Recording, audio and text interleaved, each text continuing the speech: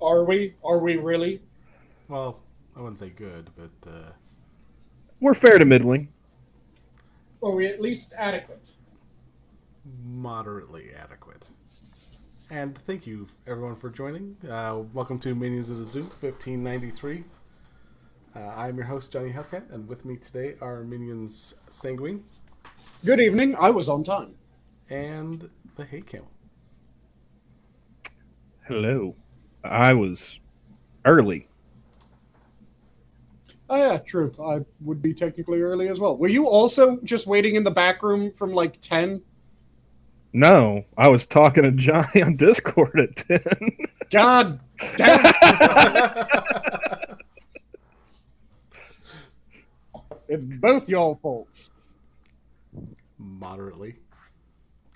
I mean, well, Here I've been waiting in the stream yard, nice and patient. well, like I take that back. About 10:15. just sitting here waiting, wondering if anyone would remember that we have a show tonight. Now I find out that you two were just jaw jacking off in a Discord somewhere. I see how it is.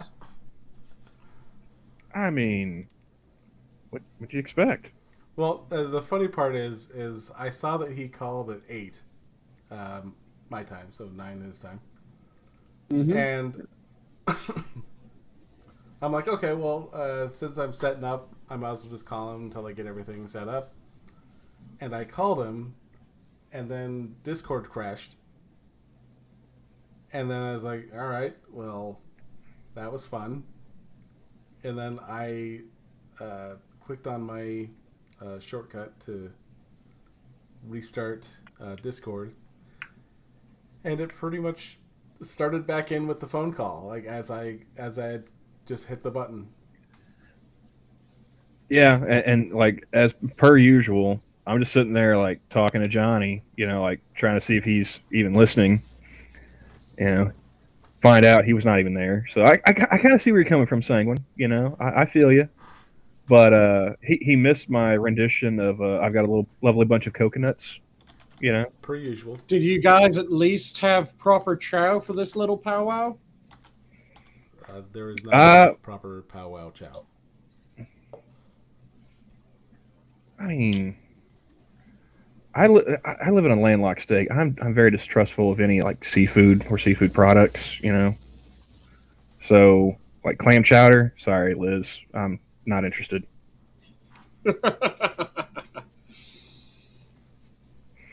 Now we have a restaurant here that flies in their sushi like regularly from Washington, and If fish were meant to fly, God would have gave them wings. It is phenomenal.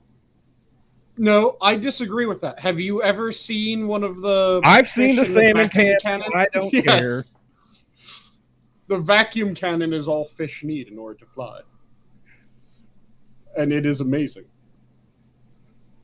And I will not sit here and listen to anyone besmirch its name, goddammit. I'm not besmirching it. I'm just saying I don't trust it given my location geographically.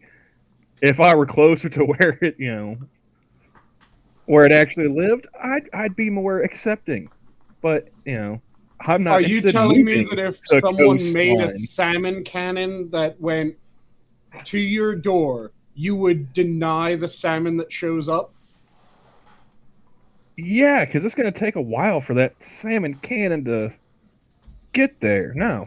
You just need to have a higher vacuum force in the tube.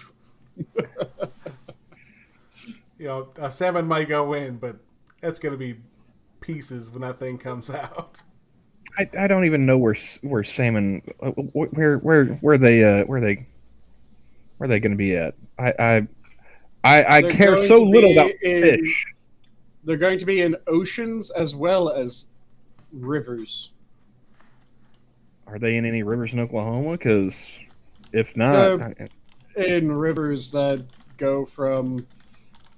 So there's a massive spawning pool, if I remember correctly, up in like Minnesota, up where I am, for salmon. So you can get salmon fairly often here, as well as a number of other northern states, because they tend to spawn in northern climes, and then they make their way to the ocean and swim in ocean.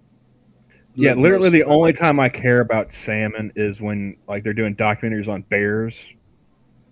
You know, that's about it. Hey, Addie, how's it going? Hey, Addie. I enjoy that footage of the bear just sitting there, just waiting to you know. All right, got you, bitch. That's it. Mm-hmm. That's the only time I care about salmon.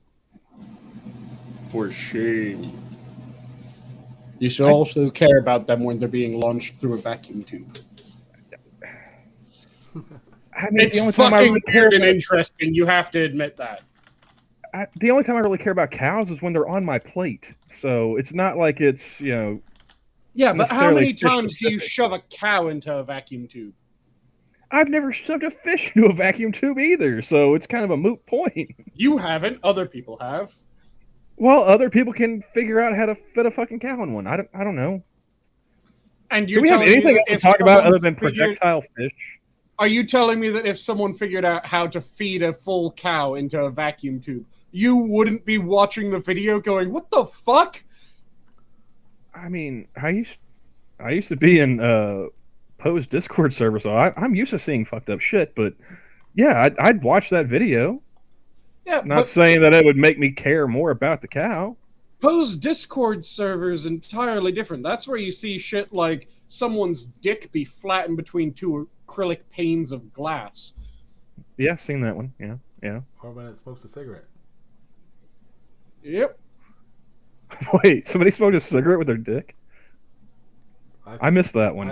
I don't know if it was posed, but I think I saw a picture of guy with a cigarette in the urethra. Oh man, I have never wanted to smoke that bad, to be honest with you. And Puffing a bladder through your Jap's eye? No. Boy, I bet you menthol would hurt even worse. Now that I think about it. Ouch. But then you'd be minty fresh.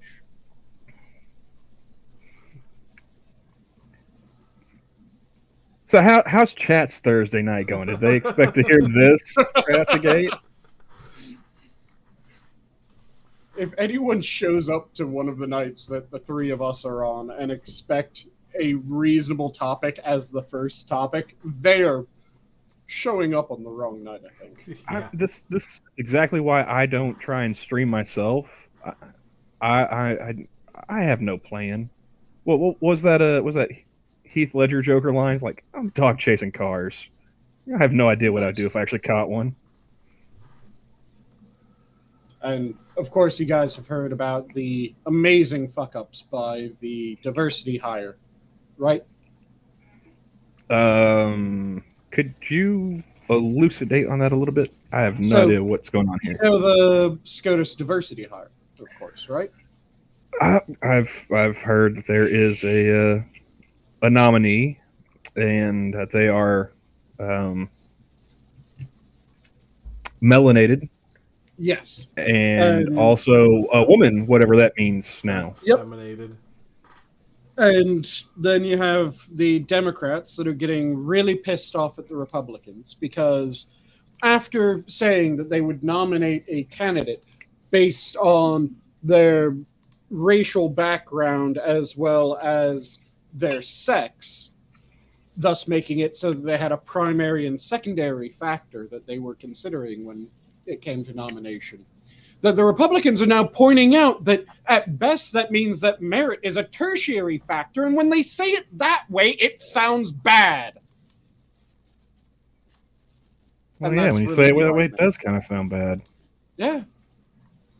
But that's what the Democrats have been flipping out about. Mazie Hirono effectively said that a moment of time went where that thought passed through her mind, even through one ear and out the other. She said effectively those words, and it never registered what she was saying. Which is just, oh, good fucking God. And then you remember the Matt Walsh, define a woman line from the Dr. Phil? Yeah, I saw on Twitter, I guess, was it Marsha Blackburn asked her that? Yep. And she failed to be able to define what a woman is. That's where all the I'm not a biologist memes have been coming from? Because that was her response. When she was asked to define a woman, she said, well, I'm not a biologist. Which, to me, should be a disqualifying factor, considering she was hired based on being black and a woman. And if she doesn't even know what a woman is, how does she know she is one? Well, see, this is why I will never be nominated to Supreme Court, because I would just immediately fall back on that line from Kindergarten Cop. You know, the one that would get us banned off of social media if I said it right now. Yep. But so that happened. Then there was her repeat of the I'm not a biologist line, because she answered that for more than one question. She answered, I'm not a biologist, to, can you please tell me what a woman is? As well as, so would you agree that a baby that was born prematurely is alive even if it still needs to be taken care of by its parents or some other person? Well, I'm not a biologist, so I don't really know. The fuck? How the hell do you say that I'm not really a biologist? I mean, you just said that a baby was born prematurely, and a baby even born on term still needs someone to feed it. But I can't say that they do need someone to take care of it. I mean, I'm biology? What the hell's that? It was the dumbest shit out of someone's mouth. And this is someone that they're still trying to say, no. See, even though we said that merit would at most be a tertiary factor, it's insulting to say that merit wasn't the primary factor. Fuck you. Yeah, I did see that I made that poll just on a whim. Let's see here. I did come up with the polls are ended, where it was said, is it worse to look at 1 kilobyte or 1 gigabyte or 10 gigabytes of child porn? Mm-hmm. Where one answer was 1 kilobyte, the other one was 10 gigabytes, and the third answer was really? Yep. And with a landslide, 92.3% really answered really. Yeah. As I would expect. Yep. I was expecting a bit more of 100%, but I was gonna say 92 point what percent? Like there's a 7 point some percent out there that 92.3 chose poorly. There was 3.8% that picked 1 kilobyte, which, you know, it is also a bad answer. It is a good answer. That it is bad to they better have an excuse like I searched for Tracy Lords and that's, you know, I stumbled upon it. I had my VPN set to France. I didn't know. Yep. But yeah, it's one of the... I looked up Hunter Biden, and how the fuck was I supposed to know? But when that came up, that was also infuriating. And the people that are trying to say, they're trying to make one small little minor thing an entire indictment of her career. The bitch has been an activist for it. It's not one case that she tried, that she gave a much lower sentence than fucking anyone other than the criminal was advising. Well, she did this multiple times. She also talked about how the system needs to be reworked because we're too harsh on pedophiles. She's talked about how we need to or get rid of the sex offender registry because it can negatively impact the people on it, which good. If you're going to hear that someone's life got fucked up because they ended up on the sex offender registry, fucking good. There's certain things that shouldn't be sex offender registry. If you got pissed drunk and you went to piss on a fence and turned out someone saw you piss on the fence, yeah, that shouldn't be sex offender registry. But when you're diddling kids, fuck yeah, that should be sex offender registry, and your life should be over. The only way that you should ever end up outside of a prison again is in a box, and even then, fuck that, just bury them under the yard. Now, it's funny because Camel's friend, the Spurg from Canada, he replied, did what's her face write those sentencing guidelines? And I'm like, you just completely missed all of the topic. Mm-hmm. Because he wants to. Oh, god damn it! Oh, there you are. Oh, you're still arguing with that dude? He still puts his face in my shit from time to time. So yeah. So who is this special someone? I don't even remember his Twitter handle at this point. I haven't heard from him in a while. Oh yeah. Okay. And he's got the owl as from Clash of Archimedes, right? Yeah, I hadn't heard from him in forever. I forgot about him completely. So he's a. I remember he used to bug Mr. Yes too. I remember Mr. Yes being like, "Hey man, what's going?" I was like, you're on your own, dude. I don't know what to tell you." And he's like, "Why is he bothering me?" It's like, "I'm sorry, dude." Apparently, he's got more free time than you. I don't know. But yeah,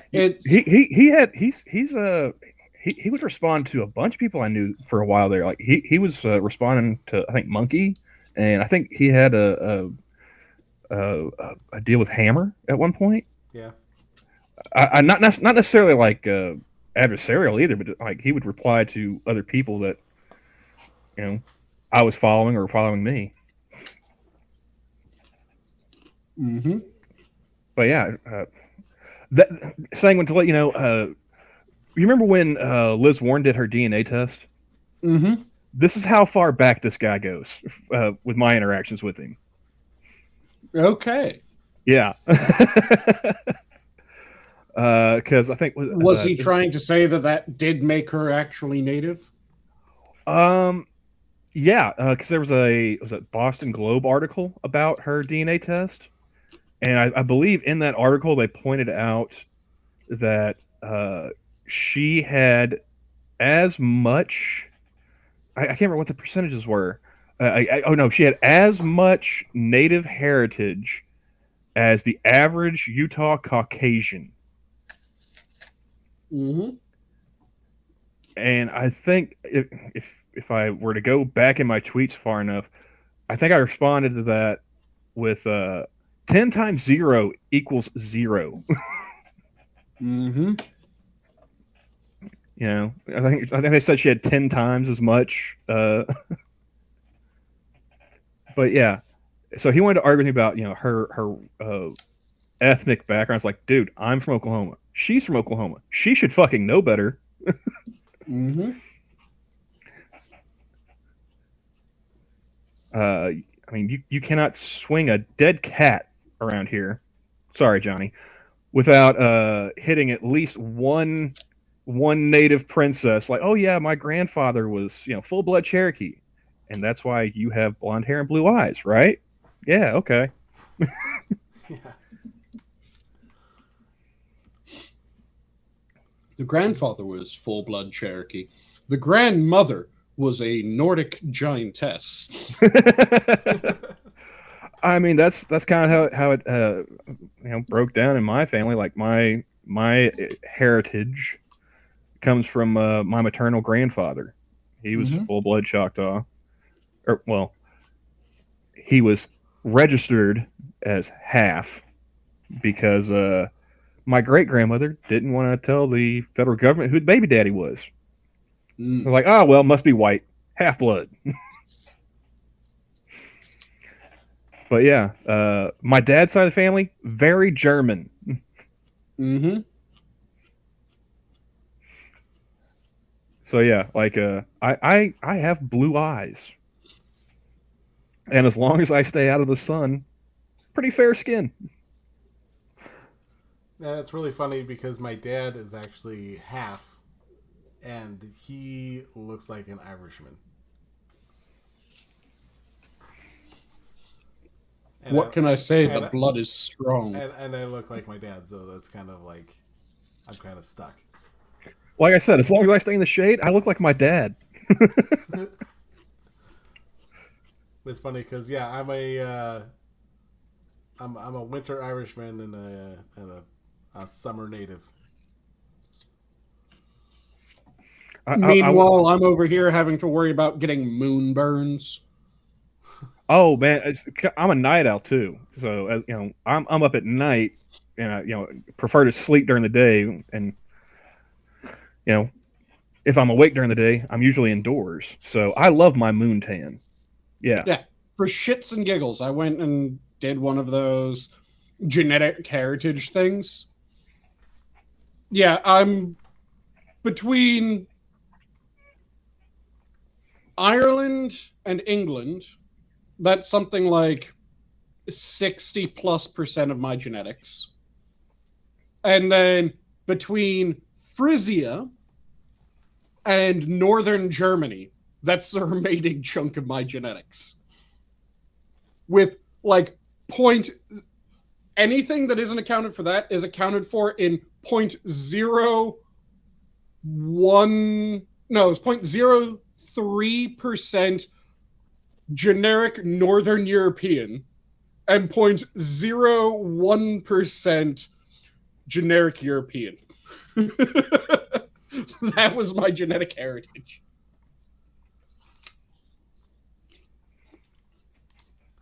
Yeah. I haven't acknowledged people in chat here lately. Recently, there's somebody in chat that has an awesome name, Cocaine Biscuits. Good to see you. Hello. I do not believe I've had the pleasure of seeing you in chat before. Welcome. Yeah, that's a first for me hearing that name. I think I saw him last week. Oh. Because I mean, that name right there, it just made me start thinking of Disco Biscuits, and now I want to talk to Polly about Quaaludes. And what were we talking about? Liz Warren and her DNA test.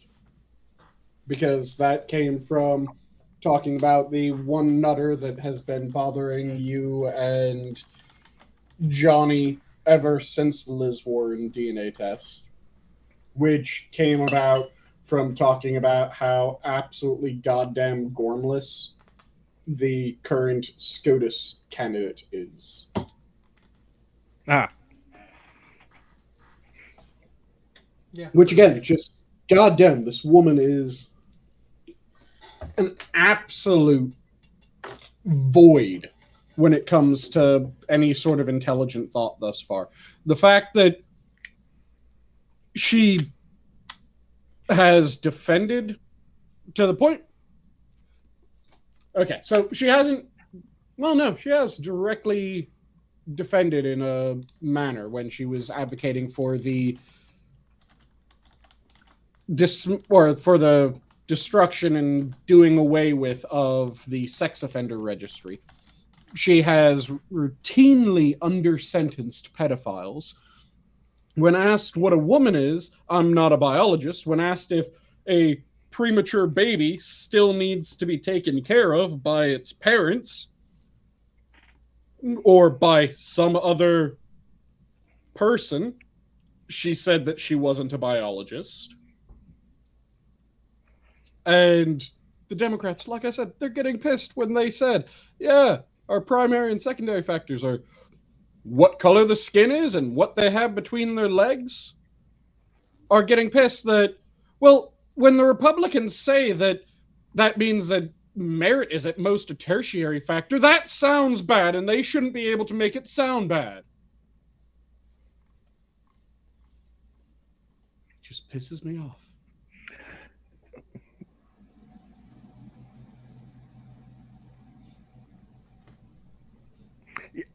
I honestly don't have anything else to say about the Supreme Court nomination because I haven't watched any of the questioning, paid very little attention to the social media. Only thing I've heard about it is Monkey doing his streams, and yeah, does not sound up to snuff. She is aggressively unintelligent thus far. Hey, Jack is wondering about the E again.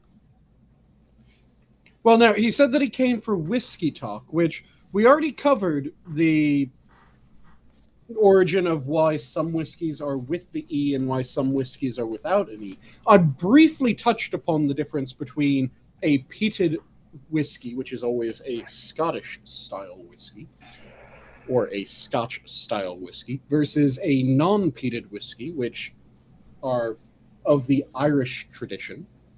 Do you know one of the other deciding factors of if something is an Irish whiskey?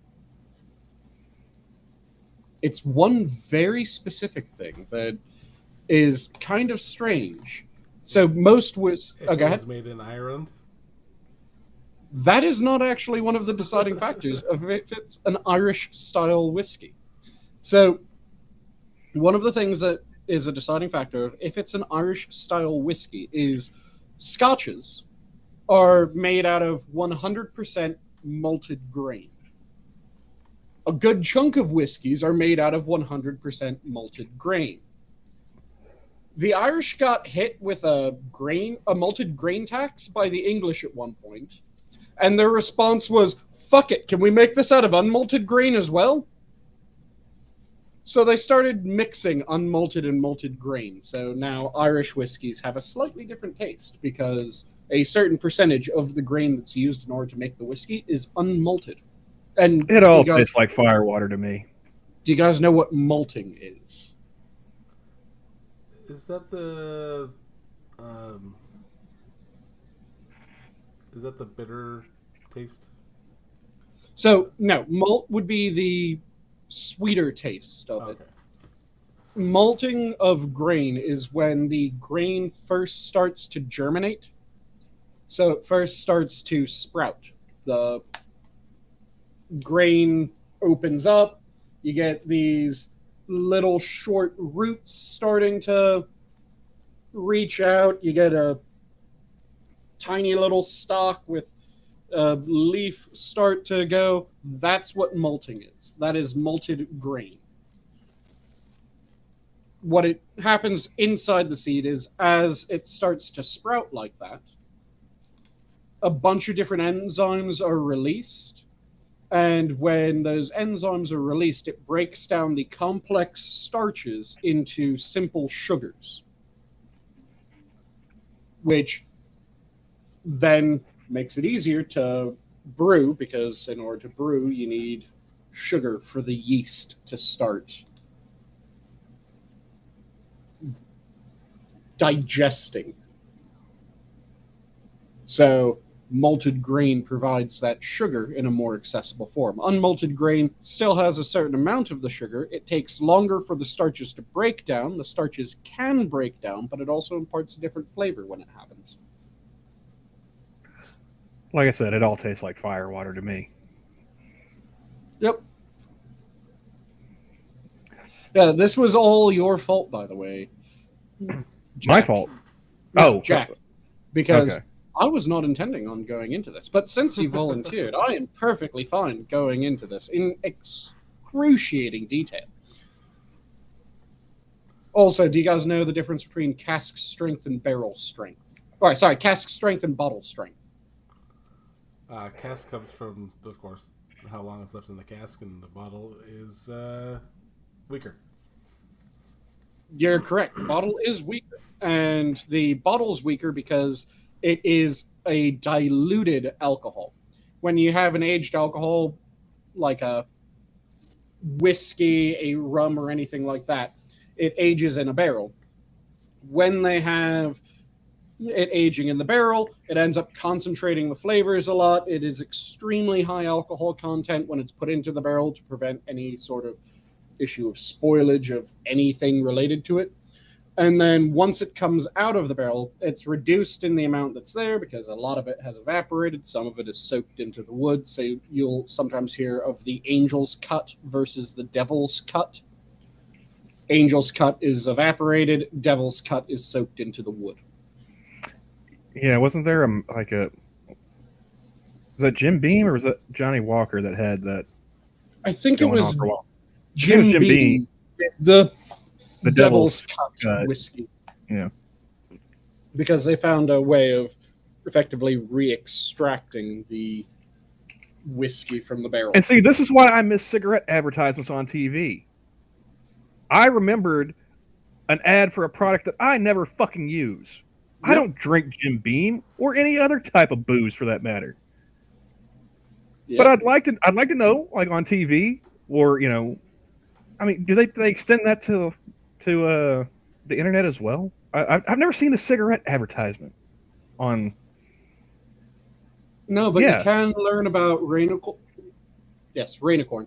Unicorn fart flavor goddamn vape juice.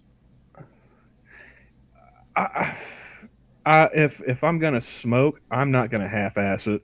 So I never understood, the vaping.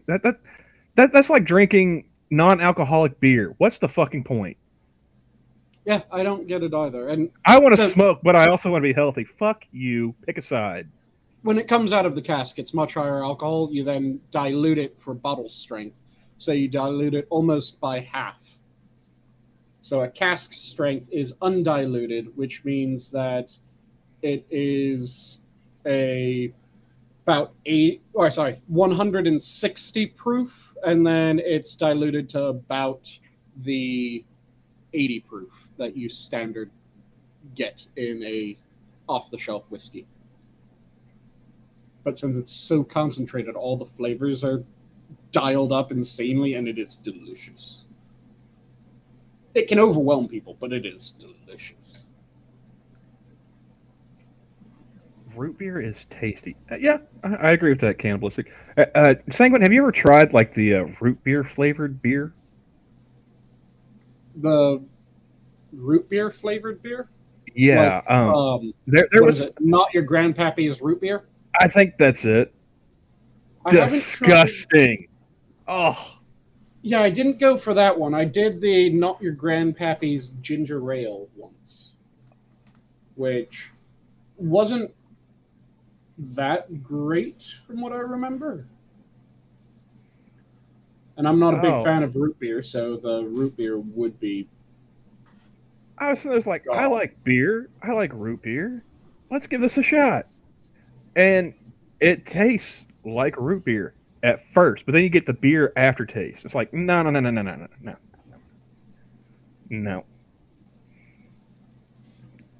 Yeah, I never got into root beer. You guys picked the wrong combination for that to go down. Sorry. Like I said, I never got into root beer, so anything root beer related, I kind of steer away from. The one exception is there are some really good, like, root beer ribs and shit like that you can make, and those taste rather lovely. I made a pulled pork with a root beer. Yep. And barbecue sauce. It was really good. Yeah. Well, if you want me to be specific, Terry, I prefer lagers. So, no, I'm not confessing to any Brett Kavanaugh style crimes. Please don't tell me that you like American lagers. No, like I wish I knew the name. There's this one beer. There was a bar, I think it's still there, up in Oklahoma City called Tapworks, and it's just beer from around the world. And I went to a Tool concert up at the Ford Center when I was, I think I was 18, yeah. And a bunch of coworkers went with me, and they took me to Tapworks, like middle of the afternoon. I was like, I'm not old enough to go in there. Like, just it's 4:00 in the afternoon. Just walk in like you own the place. No one's gonna fucking care. All right, but Cask called. It's on you. Just call them racist if they doubt your age. What are you, against natives? But yeah, to their credit, they were right. No one carded me on the way in. Nice. Well, like 4:00 in the afternoon, teenagers aren't gonna be day drinking. You don't know teenagers very well, sir. But yeah, my shift manager brought over this pitcher of beer, and I do not remember the name of it to save my life. But they said that it was this 12-point German lager, and I've told this story before. As soon as that beer went down so smooth, right? Yep. Just a German rich taste, very very smooth. And as soon as it hit my stomach, it just started radiating warmth, like I was being hugged from the inside. Belly bloom is an amazing thing. And I have not had that sensation since. And I'm a little sad, and it's part of the reason why I don't drink anymore. Also, I'm in my 30s, so the hangovers are getting longer. Whiskey gives you an amazing belly bloom. And a good whiskey, it goes down like water. I remember my first time, my sister, it was the millennia. My mom allowed us all to just get shit-faced, being that it was turn of the century. And I remember. 2000. I got my first drink then too. And my sister came down from college with a bunch of her friends, and they're just like, "Oh, we're gonna trick your brother into getting shit-faced and all that stuff." And so I had one of my friends come over, and my sister had her college friends over, and we're all just piling it down. And I'd never taken shots prior to that. Was your mom like my mom? Was like, I don't know if Y2K is real or not. Go ahead, have a cocktail. Fuck it. Yeah, pretty much. Let's see what happens. It's like, what's the worst that can happen? Everyone wakes up in the middle at the next day, hungover as fuck. So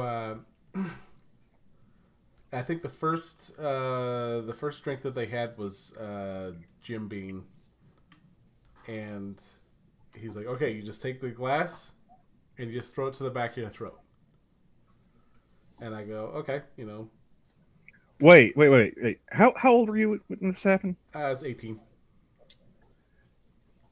And that's when they taught you how to take a shot? Yeah, I'd never taken a shot before. How did they get you to drink cough syrup, dude? I learned how to take a shot when I was like 3. No, I whenever I took cough syrup, I always just poured it in the mouth. Yeah. Like my mom thought it was hilarious. I'd just be sick watching Price is Right. She'd pour me some cough syrup, just throw it back. Bartender, hit me again. Nothing? Really? Okay, never mind. See, now I'm just still imagining that Camel's cough syrup wasn't actually cough syrup. It was just whiskey the entire time. I mean, I'm not saying it was or wasn't. I'm just saying some stereotypes exist for a reason. That's all. It's an old school treatment. But yeah. Hell, there's even a song about it from ages ago. The Whiskey Humors. Or is it the Humors of Whiskey? One of those two. So I take the first shot, and like a pro, I down the back of the throat, straight down. Nothing touched the tongue, and they're expecting me to just be like, this is gross or whatever. And I hit it, put the glass down, and I'm like, is that it? And so they had me do it like I think it was 4 shots in a row, Oh shit! and to where I took the shot, it didn't hit at all. So I was like, oh well, this is easy. And I mean, I am a bit of a lightweight, but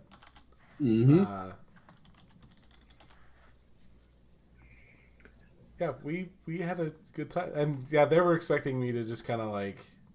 See, Johnny's first time drinking sounds like my first time smoking weed. See, I'm just thinking about the first time that I drank in the States, and yeah, my experience was slightly different because I went drinking with friends, and it was I just turned 21 because I was a goody two shoes. First time drinking in the States was at 21. Bunch of friends decided to go out, buy a couple handles of whiskey, and then they decided that all of us were going to be drinking, and I had to 2-for-1 everyone. So I did, and I left as the only sober person. Yeah, I mean, aside from like playing beer pong, I never got into like drinking challenges or anything like that. Like if somebody wanted to be like, all right, man, drink for drinks, like, fuck you, I'm gonna drink at my own pace. We're both going to the same place. It's just I don't plan on racing you to it. See, drinking games have their point and they are fun, but you need to kind of play with people that are balanced with you in order for them to really be fun. Yeah. I had fun doing one of them, not because it was balanced, but because there were a bunch of people that went into the game way too cocky, and it was just kind of amusing watching them fall one by one. The moral of the story is don't play kings with me. Also, sure as shit, hope to God I don't draw all 4 aces in a row. Yeah, see, I liked beer pong because all I had to do was aim. Like I didn't have to keep track of like rules of card games or anything like this or that, Mm-hmm. And how you feel about kings, that's how I feel about beer pong. God help you if you find yourself playing beer pong against me when I'm drunk. Nice. It's like Johnny Fever and WKRP from Cincinnati. It's like, how does it keep getting better? Yep. Yeah, for me, when it was that game of kings, I drew all 4 aces. The first time I drew aces, it was just, okay, do you know what aces in kings, Johnny or Camel? Oh. No, it depends on. I'd have to hear the rules of the game. So Because like it seemed like when I would be drinking and there'd be drinking games going on, like it seemed like everyone had their own like house rules. It's like kings, there's a right. bunch of house rules, but were you about to answer, Yeah. Johnny? Yeah, I was just gonna agree with Camel. Most of it was house rules, but I think So we depending on how much money we had before we started playing is what the rules ended up being. nice. Yeah, for pretty much every time that I've played kings, ace is one of the ones that has a fairly standard rule set of waterfall. And what waterfall means is the person who draws the card starts drinking, then the next person starts drinking, then the next person starts drinking until everyone is drinking. And then the first person gets to dictate when everyone stops. Because as long as the first person keeps drinking, everyone keeps drinking. When the first person taps out, then it taps out in the circle, just like it did when it started. So the second person gets to tap out second, third person, fourth person, fifth person, so on and so forth. So I drew the first ace, went, okay, I'll be friendly. 1, 2, 3, down. Drew the second ace. Okay, time to be a bit of an asshole. 1, 2, 3, 4, 5, 6, 7, 8, down. Drew the third one. Time for me to be a big asshole. Up for a 16 count at that speed. Drew the fourth one. Motherfucker's gonna die tonight. Went up for a 24 count. How? Wait, what were you guys drinking? I was drinking whiskey. The first person to tap out that was one of the people that needed a little bit of humbling because they were saying that they could keep pace with me, even though they had never seen how I drink, nor had they drank with me at that point, was drinking light vodka, which, do you guys know what light vodka is? Lower ABV vodka. So standard vodka is at least 80 proof. A light vodka would be down in the 60s. Then a couple people were drinking rum. One person was drinking tequila, and I think those were the main big drinkers. So all the big drinkers were drinking proper alcohols, with the exception of the light vodka person.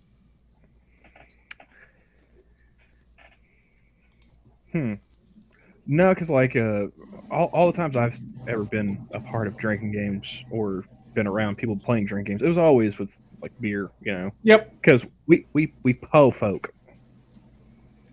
Oh, I chose not to go with beer because if I just went with beer, then I couldn't get drunk.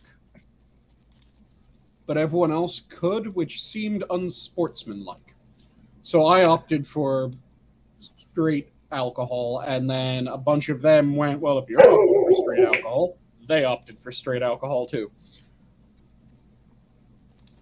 Which was a poor choice. But it was a fun night. And hello, Jenna, how goes? Been a while. Yeah, whenever I did the waterfall, I wasn't able to take big gulps because I'm a fast drinker as it is. Mm-hmm. If you're gonna do Sanguine's 24 count, I need like a beer stein. Like we were drinking out of like cans and solo cups. Ain't no way I'm keeping, gonna have something in my cup. Oh yeah, I was drinking out of a full whiskey bottle. Yeah, we were. If I ended up, sorry, go ahead, Johnny. I would take like cat laps out of my can. Like I would just be barely pouring anything in whenever I was drinking with the waterfall. You asshole. Oh, like that's why I enjoyed beer pong, because if I wanted to kind of try and level the playing field with folks, mm-hmm. I would drink liquor before going to the party, and then just drink on beer. Mm-hmm. And I think me and my partner one night, I was drinking. I think I drank like a bottle of rum.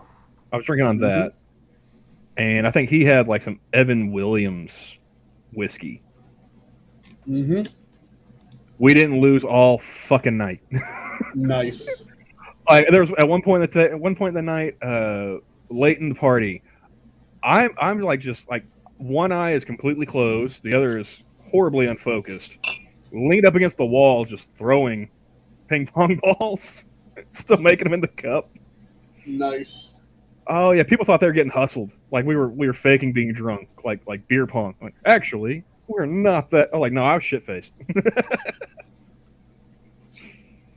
You think I'm faking being drunk? Hold on, I need this garbage can. No, I'm not faking being drunk. So yeah, and that's part of the reason why Camel dropped out of college. Fair enough. Yeah, the King's story was also from college, and it was actually from exam week in college. Because my friends and I all realized, hey, we have a nice solid block of time in the middle of exam week where all of us have an opening. Fuck it, let's drink.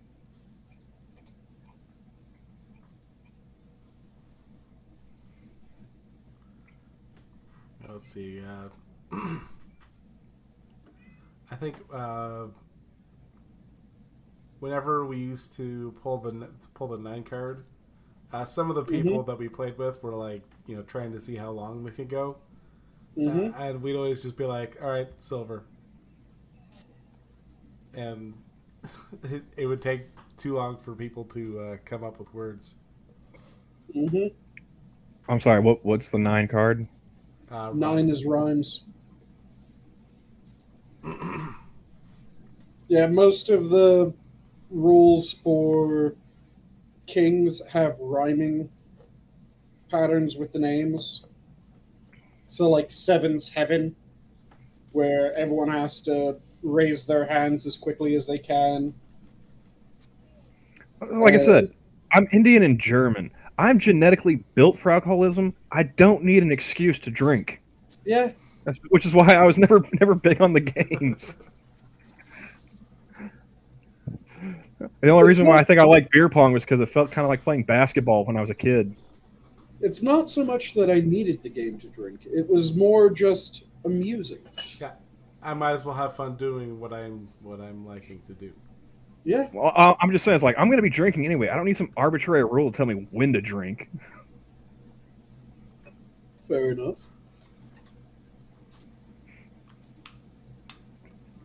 But yeah, any other stories or things that have happened recently to you guys? Or that you've heard of and want to rant about? And I just realized I'm stealing Johnny's show. Fuck it. Johnny wasn't doing it. Anything that you get. Well, since there's no way to make your logo into mine, so that couldn't. I could hide a cat in a clock somewhere, but yeah, I don't think that's gonna work. Yeah, you can't. Hide the clock inside of a cat. I think you go to prison for that. I mean, like, make that like the cat's eye or something. It could work. I'm definitely sure that you go to prison if you carve out a cat's eye and replace it with a clock.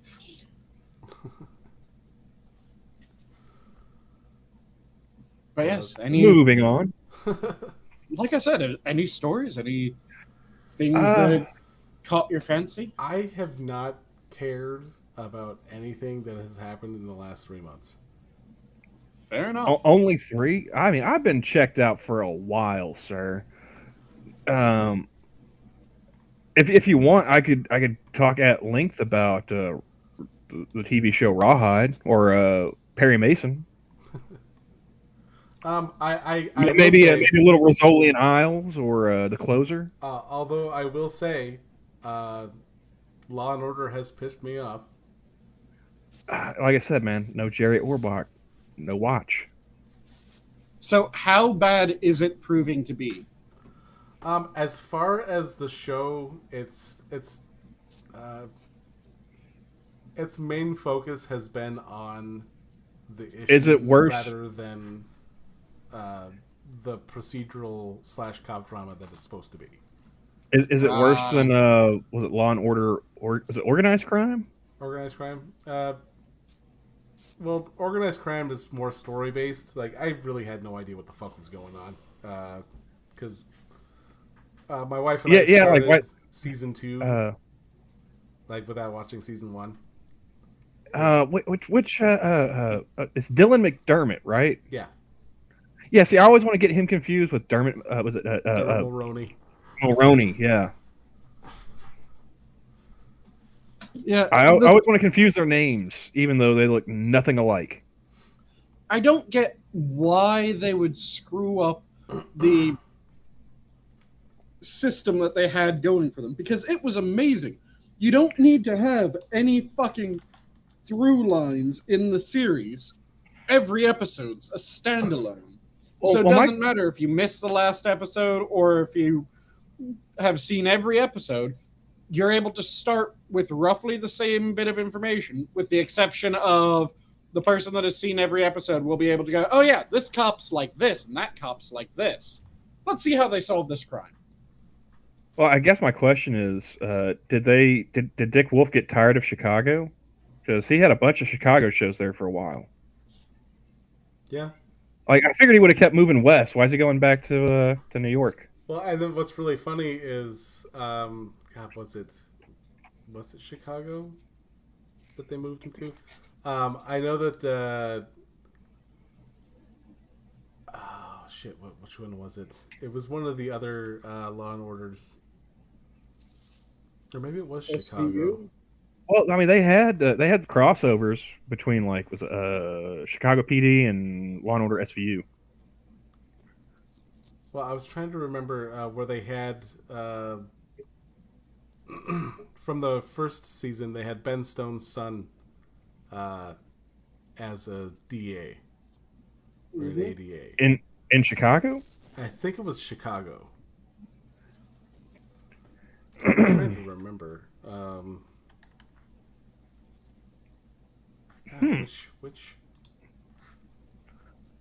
I'm trying to remember which series that was. Wait, did Dick Wolf also do Homicide: Laugh in the Streets? I believe so. Welcome to the IMDb section of the show, folks. Oh, I am in. We get there. We get there eventually. Yeah. Sometimes right at the start. Sometimes it takes us a while. I've been there since 10, so Johnny's usually more prepared than I am, but that's Johnny's really no been surprise in to anybody. IMDb well before he even thought of putting the show together, apparently. I'm going to come to this eventually. Now if I can just get it to work, because... But yeah, I don't understand how they fucked that system up, because that is a system that so many fucking shows would love, just being able to not give a shit about what happened in other episodes and just have that episode. Well, quite a few of the original Law and Orders just had where it was like, you had Logan, Chris Noth, and whoever he was with at the time. Yep. George Sunza to start. He only lasted like one season, and then it was Paul Sorvino, yeah, wasn't it? Yep. And and it was usually like if there was any kind of conflicts between the cops, it was mostly, between the seasons. And then it really didn't actually become a major thing up until I think Jill Hennessy was brought in.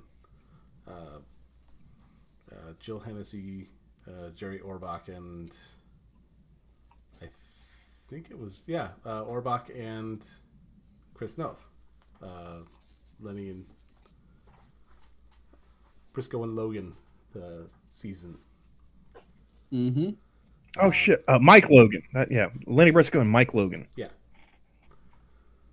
And it was usually. I think that's when because Noth was going to be doing some other stuff, but he still kind of wanted to keep. I think he was trying to keep his. He was trying to trying to negotiate a pay raise, and they're like, no. And so and then he ended up on Sex and the City. And then he did. He did the Law and Order movie. Oh yeah, where he came back from exile and with like Long Island or whatever. Yeah. And. I forgot about that movie. Oh my god. Yeah, TV movie. It was perfect. And then I think it was after D'Onofrio made himself sick. They decided to split Criminal Intent between Noth and Annabelle Sciorra and D'Onofrio and Catherine Irby. Mm-hmm. And you can tell watching Criminal Intent, like his weight differences. Yep. And yeah, it was just making him sick having to jump, from heavyweight to lighter weight, back to heavyweight, back and forth. Mm-hmm. Oh, D'Onofrio? Yeah. I mean, you're shooting in New York. How can you say no to pasta? Come on. But Dick Wolf is part of a ridiculous number of different shows. And good in the running for one of the greatest names ever, I might add. Yeah, it is a rather imposing name, isn't it? I mean, think about it. Like, there's that commie professor Richard Wolf. Like, if he just went by the name Dick, maybe he would have been a dyed-in-the-wool capitalist. No. The only name appropriate for him is Dickhead.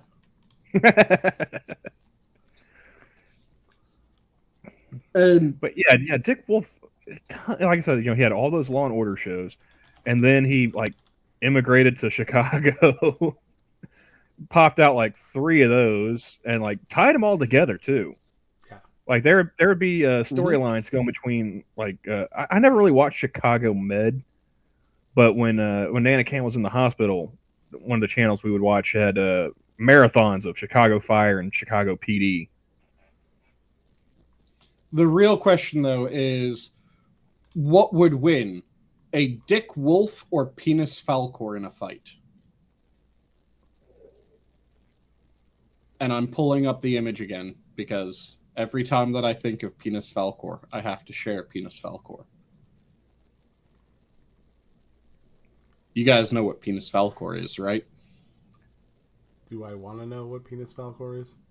You're going to find out regardless. I'm going to share the screen.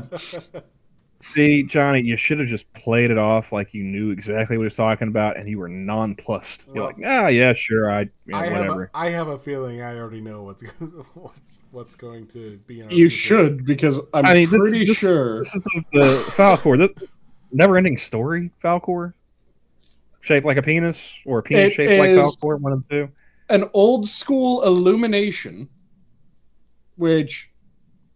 Old school illuminations are amazing because the monks were just a bunch of horny bastards and would draw penises and sex acts all over the fucking page. So there's, in an old school illumination, a naked woman with full-on orangutan titties riding on what can only be described as Penis Falcor. Oh, yeah, I've seen that one. Yeah, I've shared it before on screen. That is Penis Falcor. So which would win, Penis Falcor or the Dick Wolf?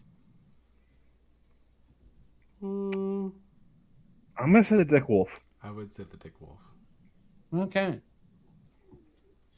Magical flying penis dragon doesn't win against a forest-dwelling dick. I mean, I imagine Dick Wolf would just write Penis Falcor out of the show mid-season, so... No, the pen, Sanguine, is mightier than the sword. I wasn't saying Dick Wolf the human. I'm saying a Dick Wolf. So just like Penis Falcor is Falcor, but a penis. A Dick Wolf would be a wolf, but a dick. See, now I'm thinking of an anthropomorphic, Little Red Riding Hood, Big Bad Wolf, like Grandma's Clothes, or just a wolf that is made of penis. In which case, how do they walk? I've got questions now, Sanguine. And the thing is that it wouldn't be an anthropomorphic dick, because that would mean that it would be a human-like dick. That would just end up with you getting that goddamn commie. But I'm talking let's see, it would be lupomorphic dick. I think that would be or canopomorphic dick. It would be a canine or wolf-like dick rather than a human-like dick. So, different thing to imagine. It would just be a four-legged penis with sharp teeth running around. I'm willing to bet that's an illumination somewhere. Let me see if that is an illumination somewhere. I just like that Gunsky put in chat, Dick Wolf can beat it. Yeah, there's more to the chat, but I just like stopping there because that's funny to me in a juvenile way. Well, what he added at the end also doesn't really change the part that's funny at all, because it's Dick Wolf can beat it. He's real. Well, yeah, you do have to be real in order to beat it. Kind of hard with imaginary hands to manipulate yourself.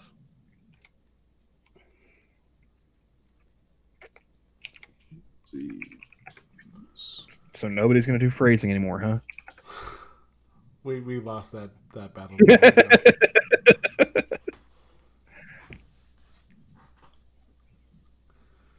There has to be weird illuminations from this, because like I said, the artist of illuminations constantly hit.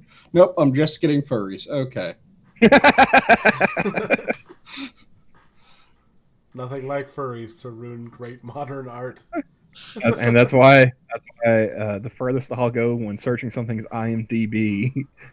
You want to talk about anything else? You search it yourself. Let's see, who was that guy? Let's see. The problem that I'm having is that due to Disney World, when you type in illuminations, you're no longer getting illuminations from old manuscripts. You're getting Disney World illuminations. Oh, this story is going to make me hate things, isn't it? What's the story? Exclusive video, which I haven't clicked on it, at the Pennsylvania SPCA veterinary staff work to keep Buddy the cat stable. I saw the name Buddy the cat trending earlier, and I didn't click on it. Mm-hmm. While the humane law enforcement team chases leads on the two people seen on video letting their dogs attack him. It was Chicago Justice. It's Pennsylvania. I'm guessing probably Philly or Pittsburgh. And you should be doubly offended, Johnny. Like I don't even identify as a cat. You should be the one who's really pissed off here. I missed that entire part. God damn it, Johnny. I was focused on I was focused on IMDb over here. I just like...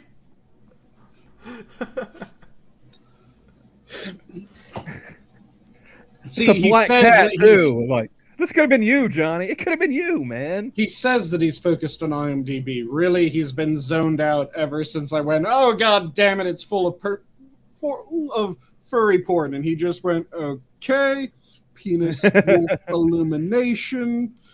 Let's see what this is all about. I think I had seen. I think I saw like one article or whatever on Twitter as I was scrolling past. There was a. Oh yeah. Okay. Yep. Philadelphia called it. Humane law enforcement program of the Pennsylvania Society for the Prevention of Cruelty to Animals is following several. Hey, what? The cities always go to shit. Several promising leads in identifying the people caught on camera allegedly encouraging their dogs to brutally attack a cat in the Frankfort neighborhood of the city. In the meantime, Buddy the cat remains in critical condition at the PSPCA clinic in Huntington Park. and donations continue to come in for his medical needs.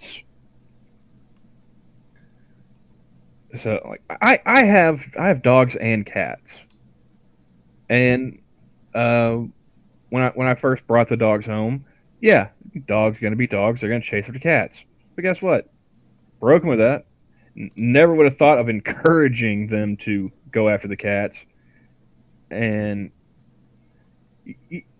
the whole argument that Sanguine made earlier about like pedophiles and sex offenders. Yep. I agree with that, and I think it goes double for people that commit cruelty to animals and the elderly. Yeah. Yep. We need animals, children, and the elderly. You fuck with them, I think you deserve a slow and painful death. The problem is not that we have a sex offender registry. The problem is that we don't have a registry for certain other crimes. We should absolutely have a registry for Gunsky. It breaks my heart all the more that his name is Buddy. Right? See, I can't actually deal with anything being named Buddy because my parents are Marines. So every time I hear the word Buddy in the back of my mind, I just hear friends are friends and pals are pals, but buddies sleep together. Are you saying you wouldn't let Buddy the cat curl up next to you, Sanguine? Or are you saying that, Friends are friends and pals are pals, but buddies sleep together. And thanks to you, I now hear that in my head when people say Buddy. It doesn't come up very often.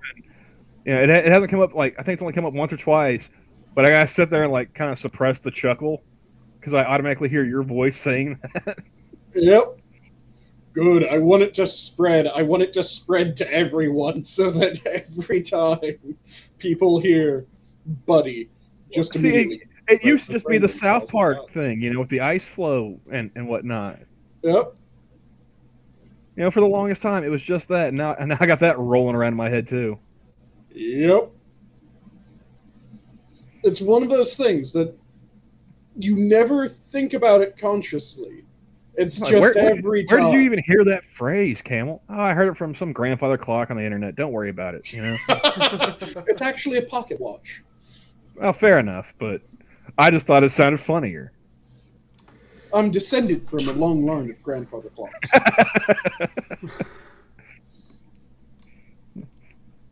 I mean, if you put a pocket watch up on the mantle, does that not count? It at most then becomes a mental clock.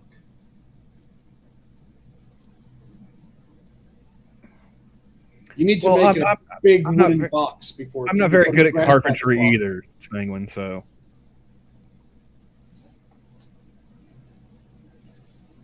But yeah, just every time, I want everyone to start thinking about that. Just because if I must, so must everyone else. Fuck you guys.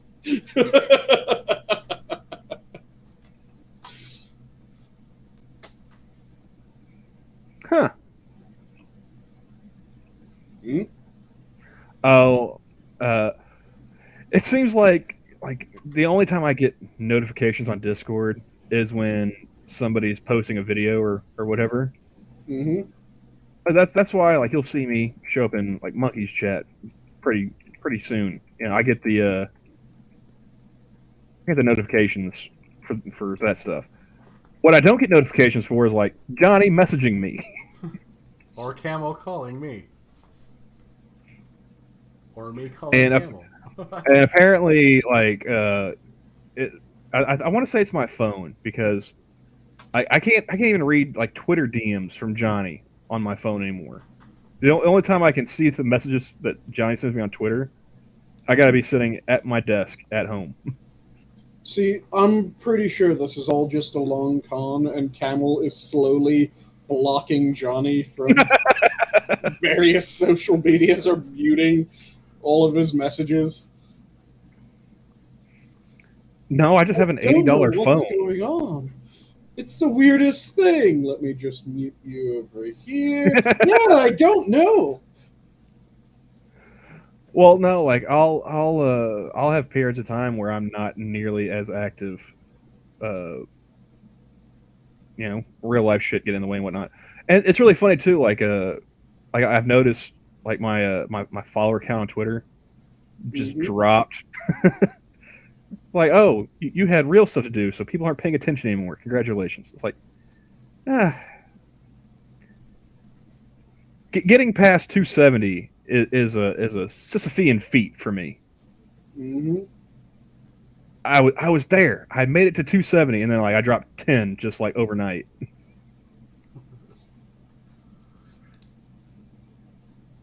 I'd I love to don't think it was some grand conspiracy, like somebody at Twitter's like, nah, fuck you. But let's see. be I honest, have this more is fun. laziness on my part. I have more fun imagining it that was one of the times that you retweeted Poe. Just, I hey, I I would have usually, 270 people. Retweet Poe. I just lost 10 people. Shit. huh? I I haven't really retweeted much of anything lately. So, but no, I think it's just like there's a period of time like after I got up to like 27. I think I got 271 or something like that, Hmm. and I wasn't able to log in and actually find anything that I saw in my limited time to like tweet about. Hmm. It's all been I mean for 2 years it was COVID, and then since February it's been Ukraine, and now it's oh they're talking about Supreme Court. None of the shit that I care about. Nothing that I think is actually funny or humorous anyway. And I'm not that funny to make it funny. So Oh, I'm willing to bet with how goddamn gormless the Supreme Court nomination is, you could riff on that shit fairly easy. I mean, I'd have to be interested in it enough first to actually pay attention to it. That's the problem. Yeah, that's why I kind of Camel. tend to stay away from political stuff because I'll start talking about it and then it's just my eyes just start rolling in the back of my head and I'm just like I can't focus anymore. Camel. Just think. The person who was hired because they're a woman doesn't know that they're a woman because they don't know what a woman is. Yeah, I mean How a fucking bunch of retarded is that? well like I am not that unique enough. Like everything that I would joke about, a ton of people already have. I've read better tweets about it than I could come up with. So Fair enough. that's one of those times where it's like that old Abe Lincoln quote comes into play. Better to Mhm. be silent and thought of as a fool than to speak and remove all doubt. That was him, wasn't it? Yep. Or am I thinking of Twain? I I, think that's one of the ones that keeps on bouncing back and forth depending on I'm the not sure, year. but I thought it was enjoy the I could I food. could have I could have swore that I heard that attributed to Lincoln. Like I said, I think that's one of the lines that it sometimes gets attributed to Lincoln, sometimes gets attributed to Twain.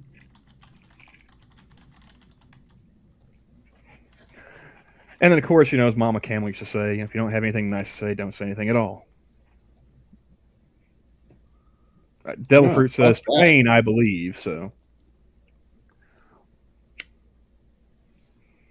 Fuck that. I like speaking. I like being an asshole sometimes. I have no problem being an asshole. It's just it's usually got to be something that I find amusing. I don't want to just sit there and be an asshole for no reason. I want to at least entertain. I don't want it to feel like work. Tweeting shouldn't feel like work. True You enough know. on that. And Devil Fruit's asking, weren't they alive at the same time? I mean, yeah, I'm pretty sure they were around the same time. Let's see. What Probably is ask the Sanguine. overlap between them? Yeah, there's Yeah, some I'm quickly saying double there's checking. some that say Lincoln, there's some that say Twain. It's Yep, I was right on that. Haha. So let's see. Mark Twain, when were you alive? So I can see what your overlap is. And yes, there was a fairly considerable overlap between them.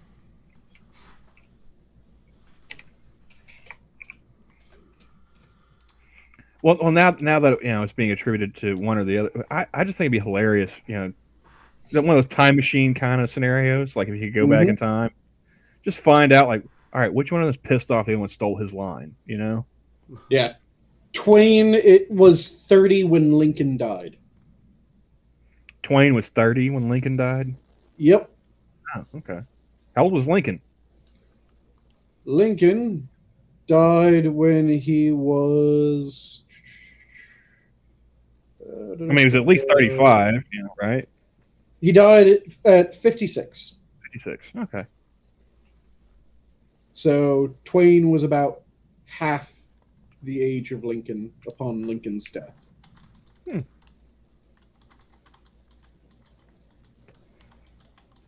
Because Lincoln was born in 1809 and died in 1865. And Twain was born in 1835 and died in 1910. Just out of curiosity, did we end up talking about Oh Brother Arthur last week? I think that was the week before, wasn't it? It might have been brought up. But yeah, I think it was the week before. Well, I smoke weed and days blur together, so I'm just remembering going on like an IMDb deep dive on the movie Oh Brother Arthur. I was like, what started this again? Because I think last time we started to talk about the Coen brothers and Oh Brother Arthur got brought up from there. I will say that I appreciate the Coen brothers doing True Grit. That's one of the few ones that my dad and I argue about, like movie wise. It's like he prefers Wyatt Earp. I prefer Tombstone, and he prefers the John Grit, and I like the Coen brothers better. John Wayne, John Grit. Oh, I said John Grit, True Grit. Yes, pardon me. he said John Grit. Yeah, for a whole new twist on John Wick. Yeah. Well, I mean, for me, the way that I view it is I like the actors of the old one better, and I liked the overall story pacing of the new one better. I mean, yeah, sure. I like John Wayne as Rooster Cogburn, but I mean, they had Barry Pepper playing Lucky Ned Pepper. Come on. You just like that they have an overlap of surname. I think it was damn good casting too. I mean, because Barry Pepper is a hell of an actor. True. Underrated. I remember the first thing I think Saving Private Ryan came out before. But yeah, it was him and Saving Private Ryan, and also 61. If you've never seen that movie, great movie. Let's see, Saving Private Ryan was 98. 98. I want to say 61 came out after that. Then, yeah.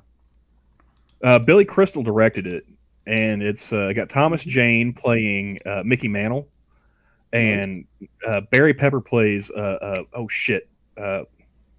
That's a very strange name. I just blanked. Yeah, Roger Maris. Thank you. As soon as I said Thomas Jane plays Mickey Mantle, I blanked on Roger Maris's name. But 2001. Yeah, 2001. But yeah, for those in chat that don't know, Billy Crystal was friends with Mickey Mantle. Billy Crystal, lifelong Yankees fan. Mickey Mantle, of course, Yankees legend. Also, Oklahoman, by the way. Just saying.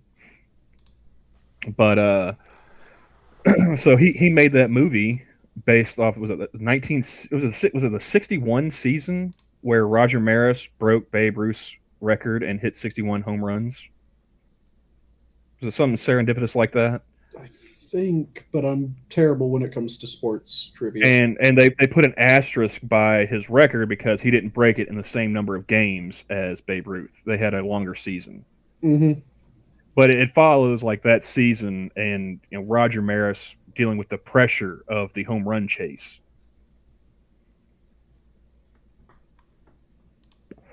Excellent movie. I do recommend it, even if you're not a baseball fan, which I'm really not. Mm-hmm.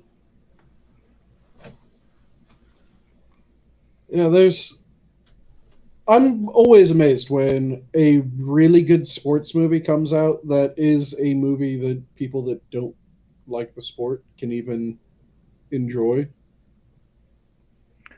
I mean, oh, all right, like Johnny, you're not a sports ball fan. If you had to list like movies that you like that were sports related, like what would be on your list, man?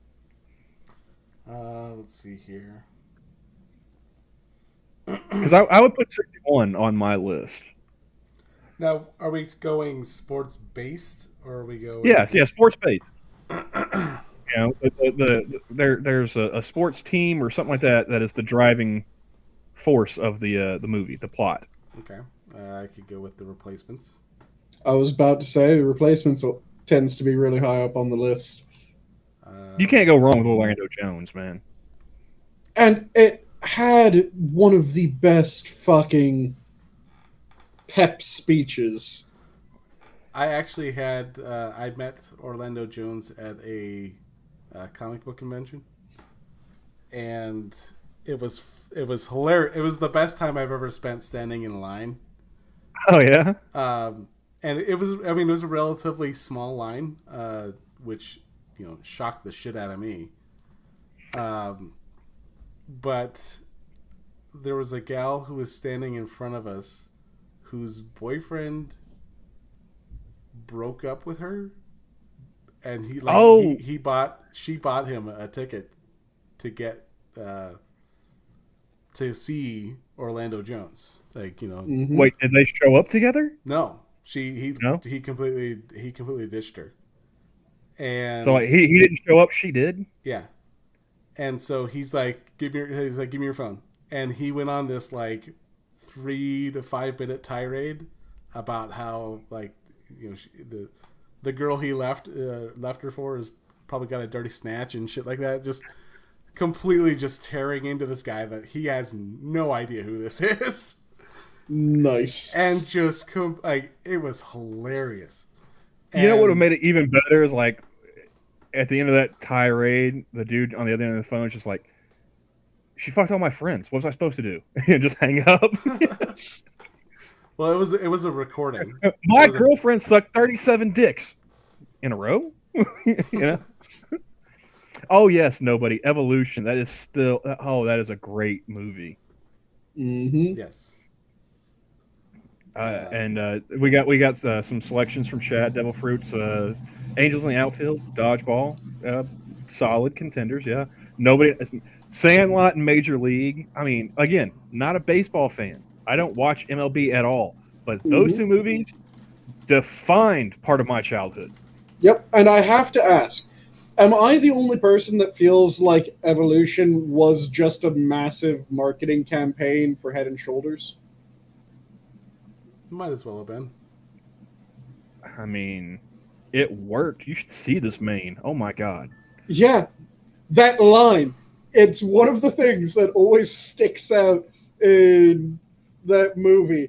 But where can we find selenium? Well, it's in Head and Shoulders. It's why my hair's so silky smooth. And I'm just going, what the fuck? Well, no, it was fun. He started off with, oh, we can get that.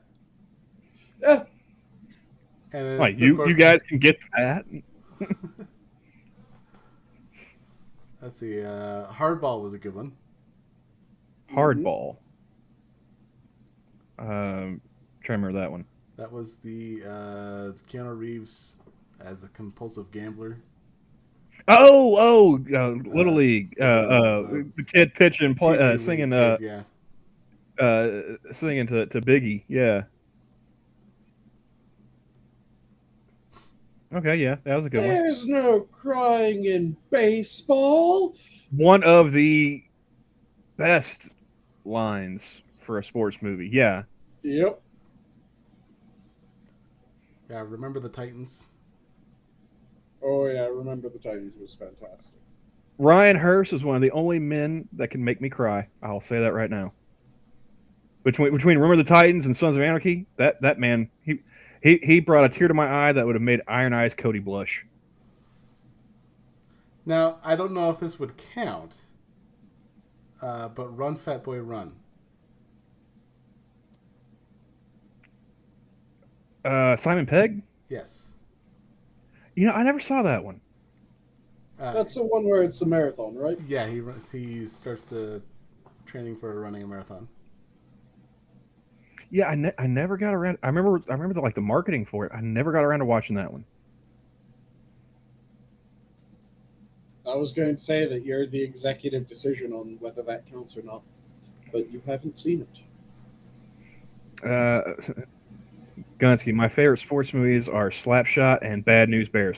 Are you talking about the original Bad News Bears or the one with Billy Bob Thornton?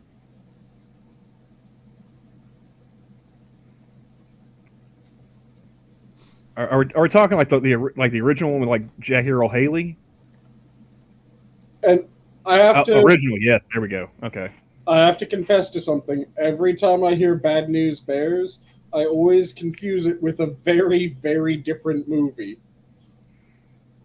Every fucking time, and it takes me a split second to go, no, that is not the movie. That's a very different movie. Stop.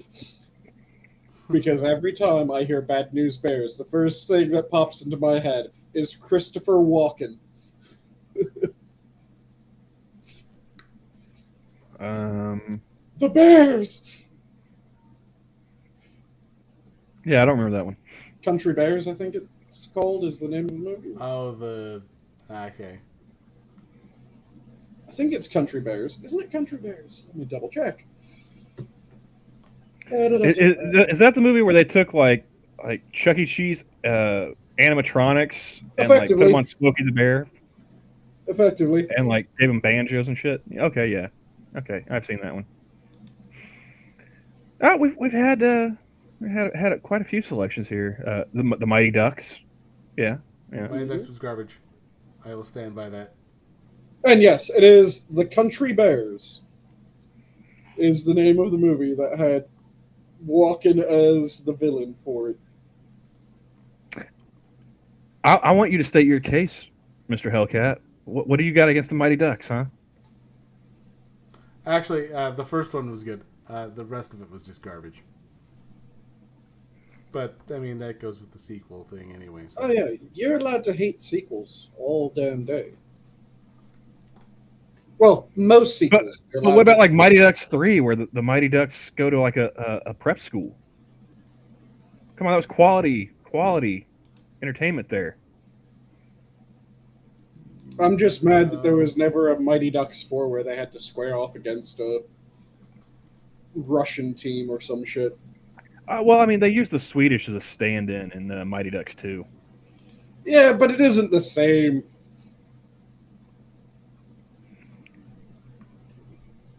You need the full-blown... Didn't they have a German actor playing the coach for the Swedish team? I think so, yeah.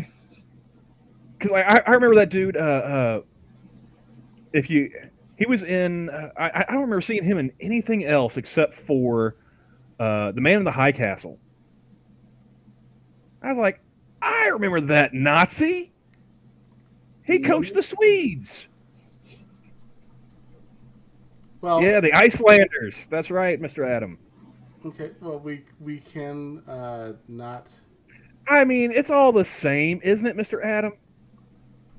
Iceland, Sweden, Finland. It's all the same place, really. We cannot forget the world's greatest movie, Gleaming the Cube. I'm sorry, what? It's a Christian Slater movie. Like from '89. God damn it. No, what was it called again? Gleaming the Cube. Gleaming the Cube. The Cube. The fuck is that supposed to mean? It's going on the list. That's how great this movie is. All right, but if we're doing Christian Slater, then we're also putting Pump Up the Volume on the list too, okay? You just like the name, admit it. That is the only reason that went on the list. I'm still trying to figure out what the fuck this has to do with sports movies. What is this about? It's a skateboarding movie. Uh, Think Quicksilver, but with skateboards. I swear to fucking God, if you name the skateboard movie with Dom DeLuise as the skateboard, I will fucking end you. No, that's Dom DeLuise played a skateboard. Okay, I am. Dom DeLuise played a skateboard in a movie. Yes. I'm either smoking too much weed or not enough because this is making no goddamn sense to me. No, it's got Tony Hawk in there too. What is the name of that fucking movie? It was so weird. I can't imagine Dom DeLuise playing an inanimate object. Well, I take that back. I mean, wasn't he like a computer program or something on Stargate? Right? Possibly. I can't remember. I'm trying to look up. Yes, it was Dom DeLuise played the skateboard in Skateboard Kid. Mr. Adam brings up Cool Runnings. Yes, yes. What about you, Sanguine? You got any top contenders, sports movies? Oh, a bunch of the ones that have already been named are in them. So the Replacements, Cool Runnings is hilarious, so that one's good. The Mighty Ducks, the original one. Of course, if we're branching out to all sports, Rocky. You can't go wrong with some Rocky. Yeah. I mean, I'm surprised that nobody's mentioned like Rocky or fighting movies or anything like that. Well, I haven't gotten to that category in the. I mean, those count as sports. Yeah, but it has to be organized sport, not just like I'm not going to count it if you say, well, my favorite sport movies. Goddamn, what's the Jean-Claude Van Damme? Bloodsport.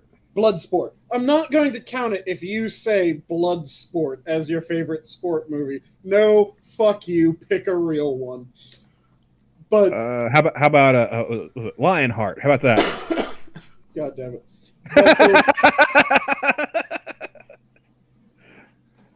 I mean, come on. He made like the same movie a couple of times. Yes, he did. Well, if you count cheerleading and dance in the list, because this is here in the Wikipedia, Debbie Does Dallas is actually considered a sports movie. God damn it. But I like the way you think, Johnny. I really do. By that account, like half of Girls Gone Wild would be a sports movie as well. No, those would be considered college films. I don't know. There's a lot of cheerleaders and there's a lot of people being able to handle globes fairly well. That's true.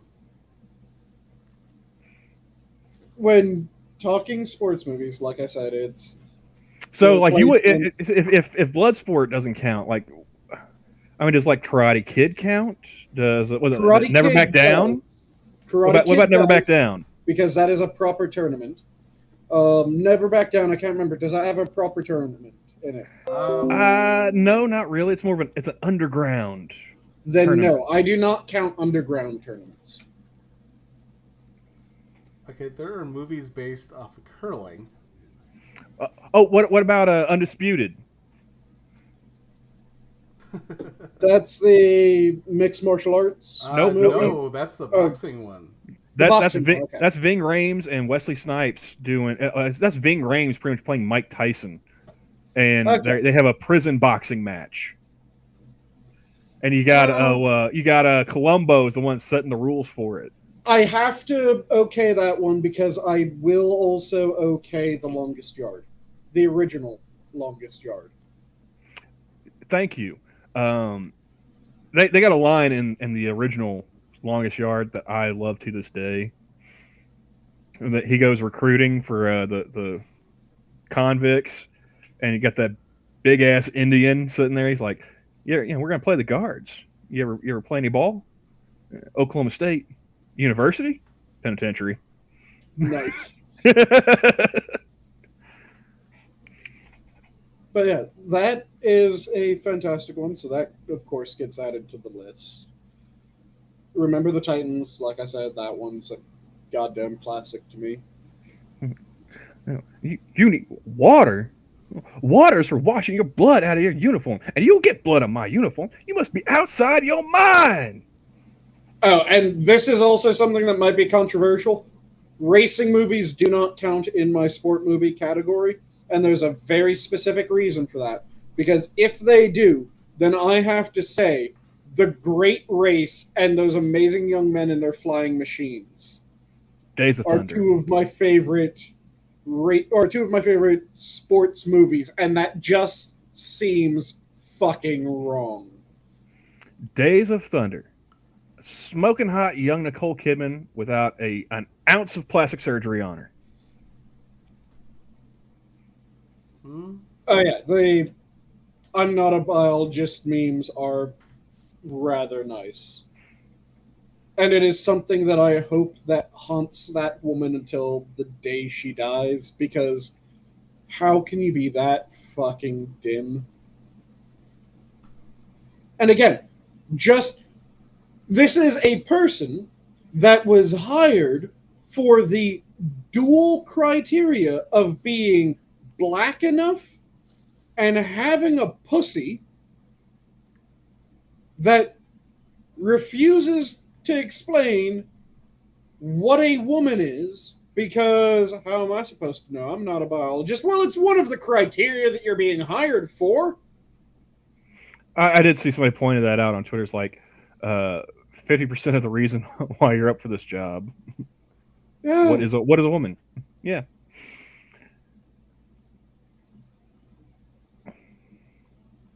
When that is one of the main things that you're being hired for, you should fucking know it.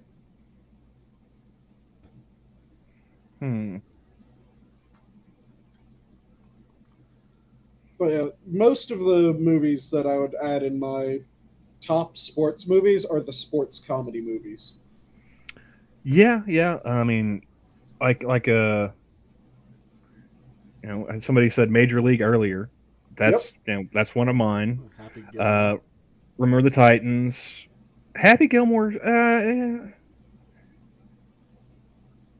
If I had to pick an Adam Sandler movie, okay, you got to pick for your sports movie. If you're gonna pick an Adam Sandler movie, are you gonna go with Happy Gilmore or The Waterboy? I'd go Waterboy. I'd go Waterboy. I like Happy Gilmore, but I feel like Waterboy is just more quotable. Mm-hmm.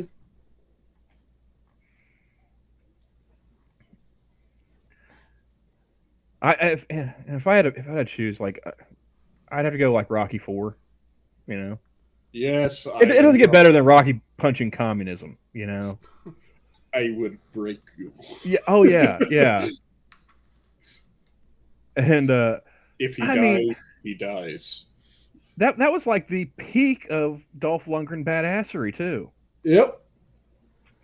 And you remember, like, what he the dude had a master's degree. Was it chemical engineering or something like that? Yeah, he was working on a PhD, and he was doing a job as was a bouncer, bodyguard, something like that. Yep. And they're like, hey, you're a big guy. You ever think about doing movies? You're big and scary as shit. It's like, well, I was thinking I was going to continue working at MIT to get my PhD, but yeah, sure, fuck it, let's go to the movies. Oh, and you just reminded me of another sports movie that I have to throw in because I was ranting and raving about how much I loved it last week. Shaolin Soccer. I will throw Shaolin Soccer in without any guilt. Shaolin Soccer. I mean, it's sports based. I'll give you that. Okay. Yep. Yeah, Rocky IV. Remember the Titans. Major League. Since we're going with tournament style, what about Over the Top? Oh. and just sheer stupidity of turning your hat to be flipping the switch. I like Russian slap fight videos on YouTube, so I'll count over the top. Yeah. I mean, if I'm willing to count Russian slap fights as a competitive event, arm wrestling should count too. Sir, I'll give you that. With you. I also enjoy Russian slap fights. I cannot deny this. Especially that big son of a bitch that just wrecks fucking everyone in those. Yeah, Vasily, that's right. Man, we're never going to get that stream back. I miss having those streams. Johnny and I would just sit there for like a couple hours just watching, videos of people in places of the world where life is cheap just slap the shit out of each other. I'm pretty sure we saw at least one Haitian die. Like the eyes rolled back, the toes curled up, dude was stiff as a fucking board. There probably wasn't a hospital within 20 miles. There's no way he lived. He even did like that seizure jolt. Like that guy was out. But yeah, apparently we can't watch that on YouTube anymore without getting the stream pulled down. Well, you're pretty sure you just watched a snuff film. Can you really complain after that? I don't know. Can I still look up ISIS beheading videos? If so, then yes, I mean, you can. I think slap fights should get a pass. What about Dodgeball? The movie? Yes. I enjoy it. Yeah. So one of my favorite things about the movie Dodgeball is it actually spawned a competitive dodgeball league. All right, in that case, I'll allow it. I was going to say, is like, you don't really see anybody playing dodgeball outside of, like, Did you never watch the competitive dodgeball league with the CPAs, the Certified Public Assassins?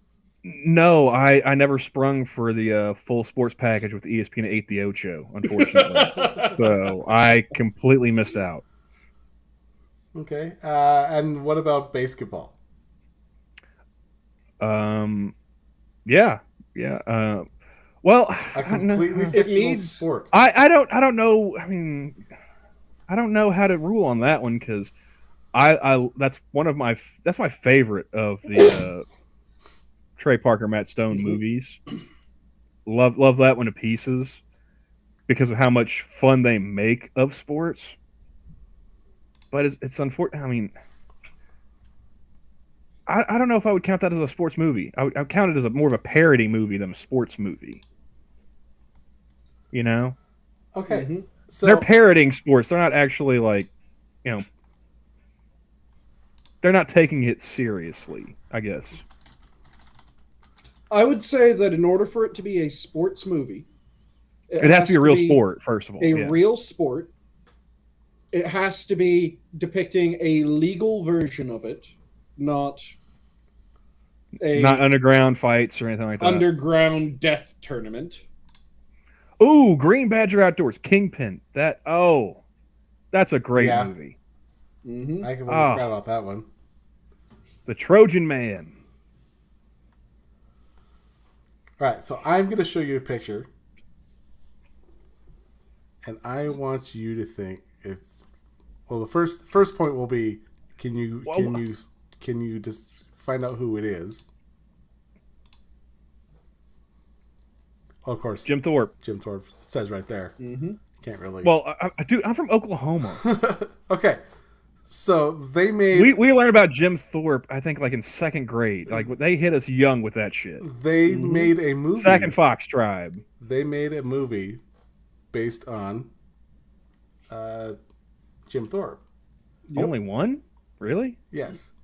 Can you guess who played Jim Thorpe? Oh. Shit, I've seen the movie. I can't remember who played I'm blanking on it. I think I've probably seen the movie too, like probably in grade school. I am blanking on it though. Burt Lancaster. I'm sorry, what? Burt Lancaster. All right, pull up the photo, Johnny. Come on. Let me see if I can find that, because, yeah. We need to do a side-by-side here. Let me see if I can find... Here it is. So that's the the wrong button. Germanic-looking Indian and the Irish-looking Indian are about to review whether or not someone looks Indian enough. Is that where we're going with Can this? we ambigonate this?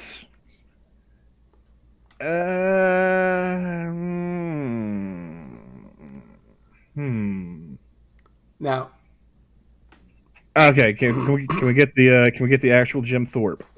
Let's go back and forth. Okay. one of these things is not like the other.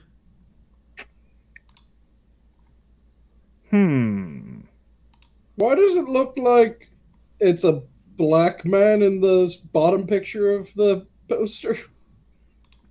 Or at least a man in blackface? Probably because it is. That looks like a bit of when was that movie made again? I think it said 51. When did Jim Thorpe die? I think in like the beginning of the year. I don't know, beginning of the century. Well, no, because he won the gold medals in Sweden. Now, if you don't know, his response was thanks, King. Let's see, born 1887, died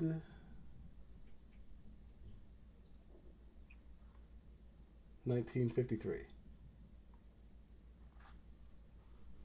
And the movie came out when? 1951. So he saw that pasty motherfucker playing him in his lifetime? Oh, damn, Jim. Yeah, and I having like heard stories about Jim Thorpe. He's a fucking hero. Mm-hmm.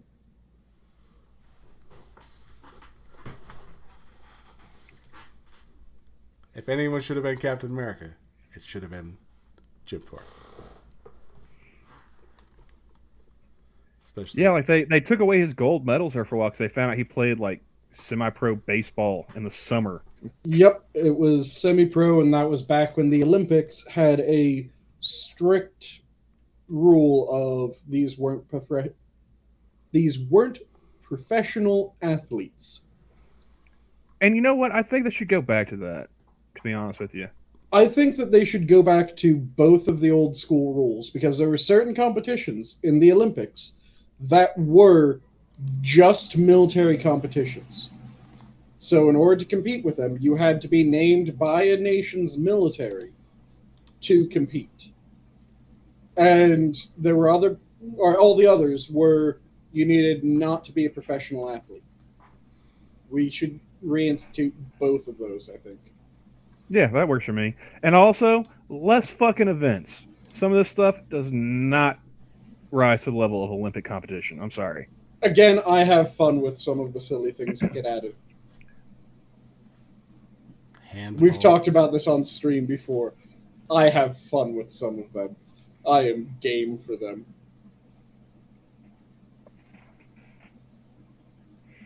But yeah.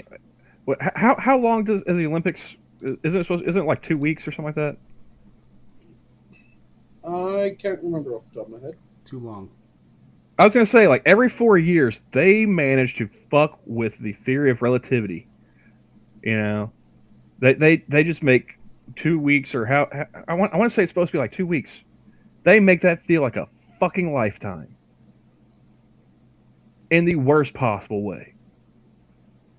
Every 4 years, I find myself wondering, it's like, when's this shit gonna be over again? How long do I have to act like I care about, figure skating or whatever the fuck?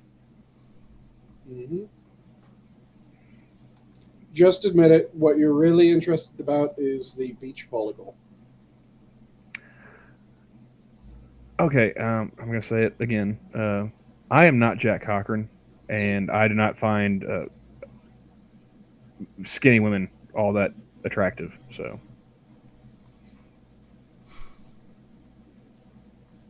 It's Yeah, sure. It's nice being able to see chicks in bikinis, but You've seen one beanpole, you've seen them all.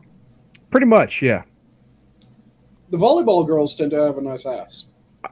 Yeah, but I want some like DOA jiggle physics going on when I'm watching the Olympics, and I'm not getting that. So,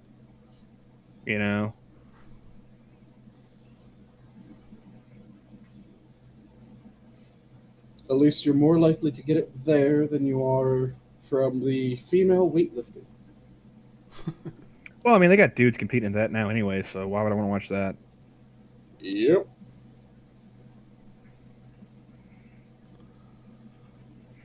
Well, we are getting to the 2-hour mark. So we will go to... Oh, shit, I gotta find witty quotes. Yeah. And we know what Sanguine's going to be going with, but so what you got for us, Sanguine? Do you know what I'm going to be going with? I do know what you're going to be going with. What if I don't? What if I don't go for it? Then you don't know. Knock me over with a feather. So I will not be going for my standard. At least not the most standard of my standards. And I will instead go for... Let's see, which one? I'll go for the your life is coin. It's up to you to decide how to spend it. Spend it wisely. Well played. Thank you. Camel? That'll teach you to think that you can predict me. I will go with a quote from a friend of Alice Cooper. Outside of a dog, a book is a man's best friend. Inside of a dog, it's too dark to read. I'm glad that quote went exactly where my mind went when you started it. And for those of you who don't know, Groucho Marx was friends with Alice Cooper. Good night, everybody. All right. And I will go with George Carlin, asking, have you ever noticed that anyone driving slower than you is an idiot, but anyone driving faster than you is a maniac? Mm-hmm. All the time, yeah, actually. Yes. Now that you mention it. But on that note, the zoo is closed. Have a good night, everyone. Have a good night, all. Bye, everybody. And Alice Cooper is actually a pretty nice guy. Yep. Born again Christian. Yep. Golfs a lot, too.